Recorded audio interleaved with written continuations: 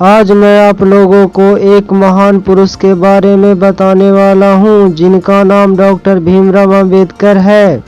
जिन्हें स्कूल में पढ़ने नहीं दिया जाता था वो स्कूल के बाहर जाकर खिड़कियों से पढ़ता। इन्हें छुआछूत और बेहद निचला वर्ग मानते थे, इसलिए लोग इनसे हमेशा दूरी बनाकर रहते थे। इन सब कठिनाइयों को पीछे छोड़ते हुए भारत का प्रथम कानून मंत्री बने। भारत को संविधान देने वाले महान पुरुष डॉक्टर भीमराव अंबेडकर का जन्म 14 अप्रैल 1891 को मध्य प्रदेश के एक छोटे से गांव में हुआ था। डॉक्टर भीमराव अंबेडकर के पिता का नाम रामजी मालोजी सकपाल और माता का नाम भीमाबाई था। डॉक्टर भीमराव अंबेडकर अपने माता पिता की 14वीं संतान के रूप में जन्मे। डॉक्टर भीमराव अंबेडकर जन्मजात प्रतिभा संपन्न थे।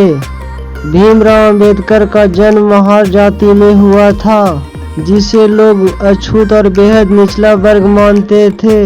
बचपन में भीमराव अंबेडकर के परिवार के साथ सामाजिक और आर्थिक रूप से बहुत ही भेदभाव किया जाता था। भीमराव अंबेडकर के बचपन का नाम रामजी सकपाल था।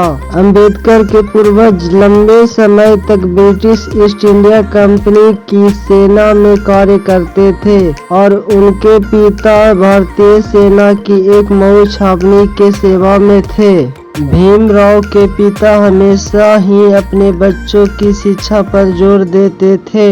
1894 में भीमराव अंबेडकर जी के पिता सेवानिवृत्त हो गए और इसके 2 साल बाद अंबेडकर की मां की मृत्यु हो गई।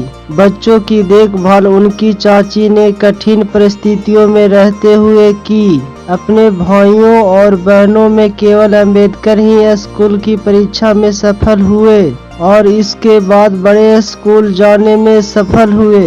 अपने एक देशस्थ ब्राह्मण शिक्षक महादेव अंबेडकर जो उनसे विशेष स्नेह रखते थे, 8 अगस्त 1930 को एक शोषित वर्ग के सम्मेलन के दौरान अंबेडकर ने अपनी राजनीतिक दृष्टि को दुनिया के सामने रखा, जिसके अनुसार शोषित वर्ग की सुरक्षा उसकी सरकार और कांग्रेस दोनों से स्वतंत्र होने में है। अपने विचारों, गांधी और कांग्रेस की कटु आलोचना के बावजूद अंबेडकर की प्रतिष्ठा एक अद्वितीय विधान और विधिवेता की थी, जिसके कारण जब 15 अगस्त 1947 में भारत की स्वतंत्रता के बाद कांग्रेस के नेतृत्व वाली नई सरकार अस्तित्व में आ गई तो उसने अंबेडकर को देश का पहले कानून मंत्री के रूप में सेवा करने के लिए आमंत्रित किया, जिसे उन्होंने अस्वीकार कर लिया। 29 अगस्त 1947 को अंबेडकर को स्वतंत्र भारत के नए संविधान की रचना के लिए बनी संविधान मसौदा समिति अध्यक्ष पर नियुक्त किए गए। 26 नवंबर 1949 को संविधान सभा के संविधान को अपना लिया। 14 अक्टूबर 1956 को नागपुर में अंबेडकर ने खुद और उनके समर्थकों के लिए एक औपचारिक सार्वजनिक समारोह का आयोजन किया।